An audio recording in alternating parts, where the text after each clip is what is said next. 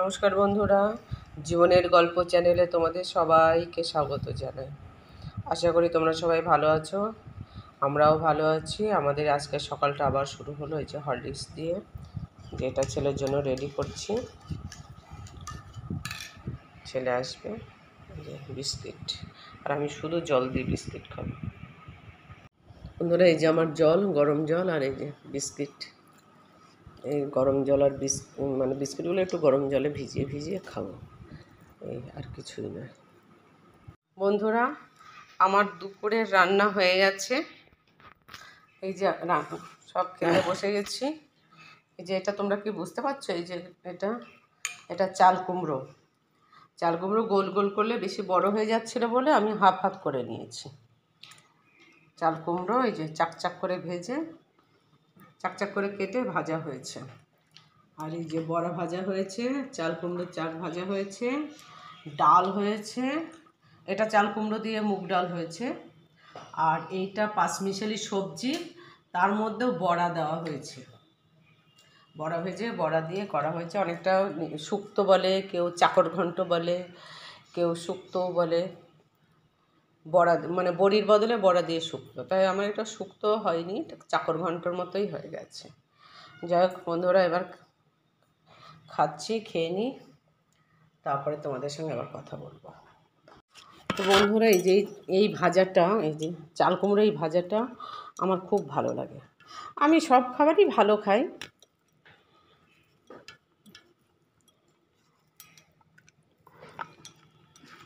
টক ঝালটা আমি ভালো খেতে পারি না। ঝালটা যাও একটু খেতে পারি, অনেক সময় রেগুলার আমি ঝাল খাই না।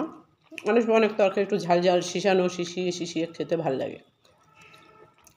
কষা কষা খাবার, যেমন কিছু আলুর দম আছে, ছোটো ছোটো আলুর দম, তারপরে মটন,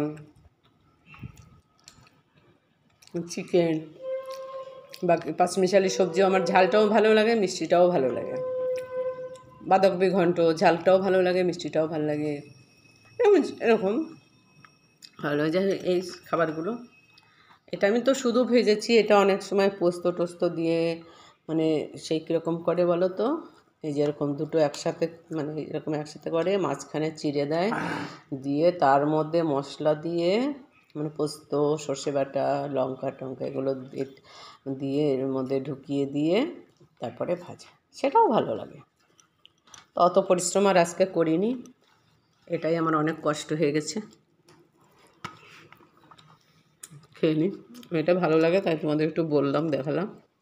যেটা শুধুই করেছে তা না, এটা আমার খুব ভালো লাগে। এটার মধ্যে আমি কোনো চিনি টিনি দিইনি, কিন্তু এমনি মিষ্টি মিষ্টি লাগছে খেতে।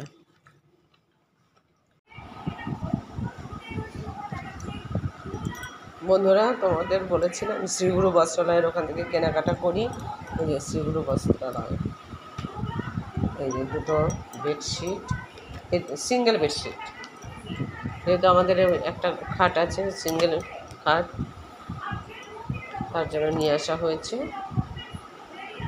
আর কোথাও ঘুরতে গেলে আমাদের লাগে একটু, ছিল আগে। এই যে এটা ছিল আগে, এটা যখন চেন্নাই যেতাম তখন খুব ব্যবহার করেছি, চেন্নাই নিয়ে যেতাম। এখন আমি গায়ে দিই এসি ঘরে। যাই হোক, এই তিনটে সিঙ্গেল নিয়ে আসা হয়েছে। আর এখানে আছে ছেলের আর ছেলের বাবার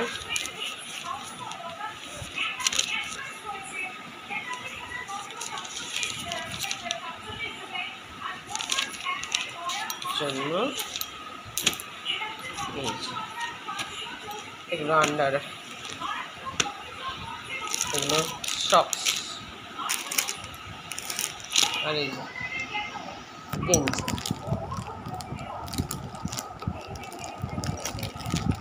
4টে গেঞ্জি,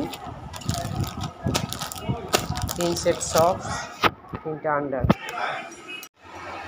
বন্ধুরা, আমি এখন এই লুচি করছি।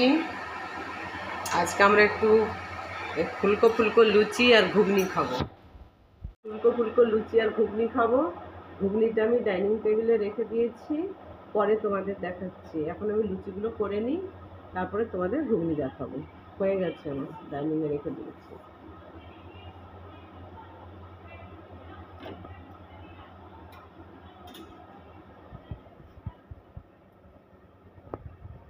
ওরা এই যে আমার সব ফুলকো ফুলকো লুচি সব করা হয়ে গেছে, দেখো সব কটা লুচি ফুলেছে এবং একা একাই উল্টে উল্টে গেছে দেখো।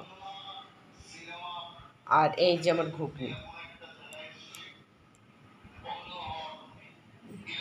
ঘুগনি লুচি, আজকে রাত্রে আমরা লুচি ঘুগনি খাবো। আর কেউ ভাত খাবে, যার ভাত খেতে ইচ্ছা হবে সে ভাত খাবে। খাওয়া দাওয়া শেষে আবার দুটো লুচি আবার থেকে গেছে, গেল খেতে পারলাম না। কালকে সকালে বাসি লুচি খাবো, আমার বাসি লুচি আমি খেতে ভালোবাসি। তো বন্ধুরা আমাদের খাওয়া দাওয়া হয়ে গেছে, তোমরা তো দেখলে খাওয়া শেষে দুটো লুচিও রয়ে গেছে, রয়েছে ওটা বাসি খাবো। আমি বাসি ছোটো থেকে আমরা বাসি খেয়ে অভ্যস্ত, বাসি মোটামুটি খাই, ছোটো থেকে আমরা খেয়ে দিয়ে অভ্যস্ত, আমরা বাসি খেয়ে অভ্যস্ত। আমরা যখন বড় হয়েছি তখন আমাদের বাড়িতে কোনো ফ্রিজ ট্রিজ ছিল না, শুধু আমাদের বাড়ি কেন, মানে ফ্রিজ নামটা আমরা কখনো শুনিনি, এরকম হয়ে গেছে, এরকম ছিল আমাদের পরিবেশটা। ফ্রিজ আছে বা ঠান্ডা মেশিন আছে, তবে আমার বাবা মার্চেন্ট নেভিতে কাজ করতো, ওনাদের ওই নেভি জাহাজের মধ্যে খাবার নিয়ে ওনাদের উঠতে হতো, তখন শুনতাম যে ওই ঠান্ডা একটা তাদের একটা ঘরই ছিল নাকি ঠান্ডা, সে ঘরের মধ্যে সব ওই খাবার দাবার সব ঝুলিয়ে ঝুলিয়ে রেখে দিত। মানে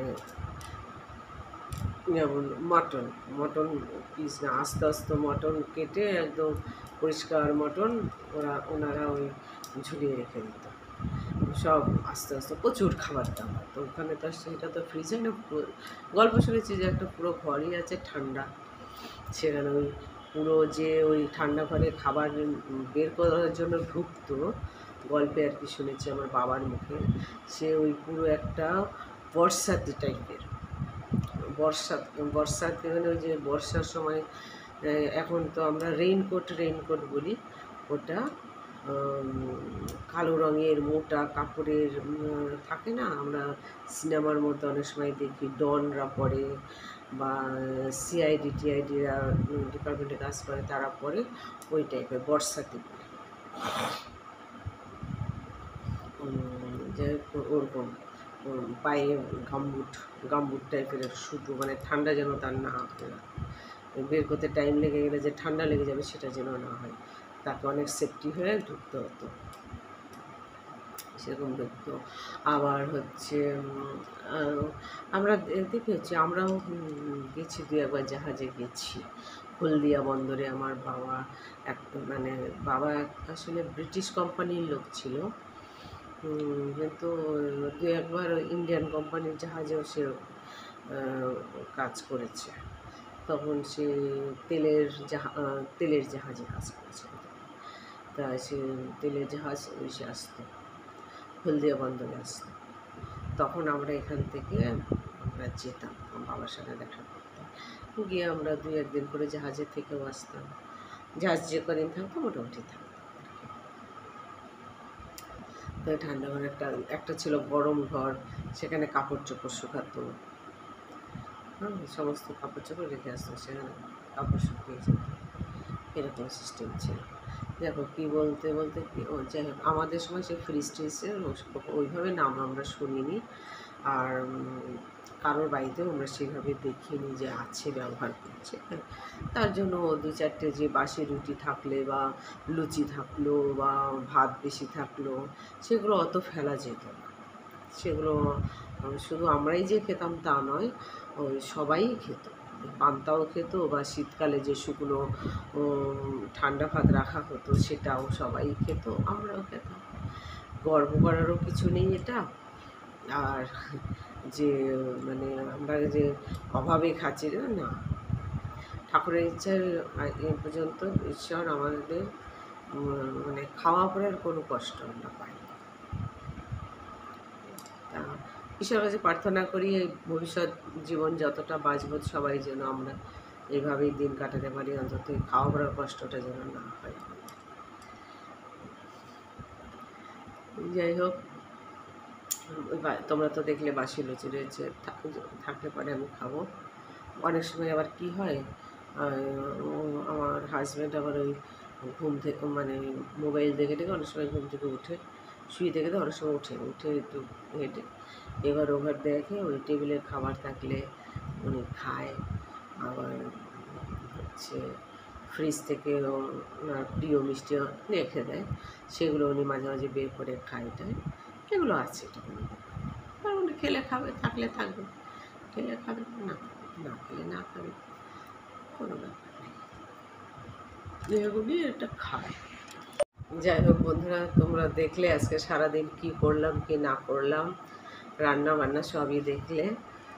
আজ গল্পও করলাম তোমাদের সঙ্গে। দেখো, তোমাদের সঙ্গে কথা বলতে বলতে কতদিন আগের স্মৃতি।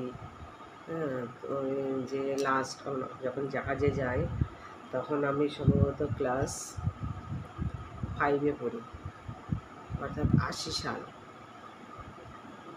1980 সালের কথা বলি। বাবা জাহাজে কাজ করতো, মার্চেন্ট নেভিতে কাজ করতো।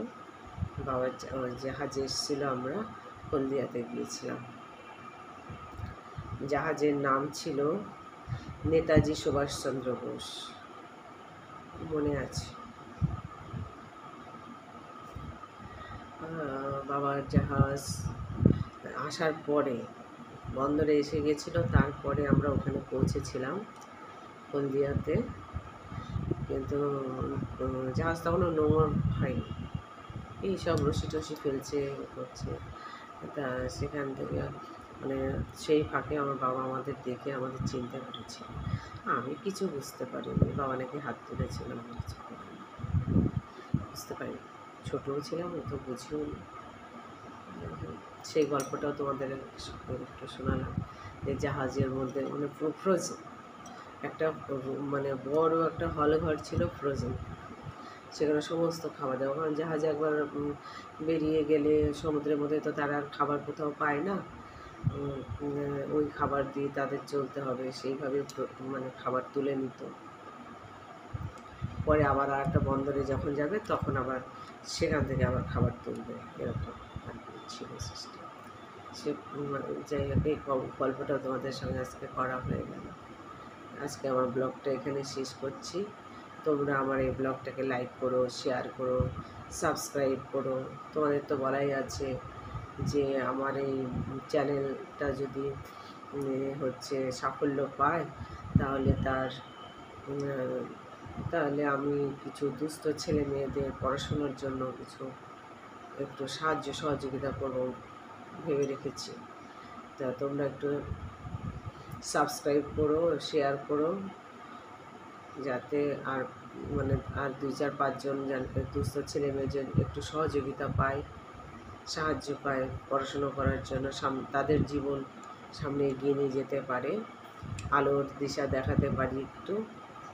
তোমরা তার সেই সহযোগিতা করো, এই আশা রেখে আজকে ব্লগটাকে এখানে শেষ করছি।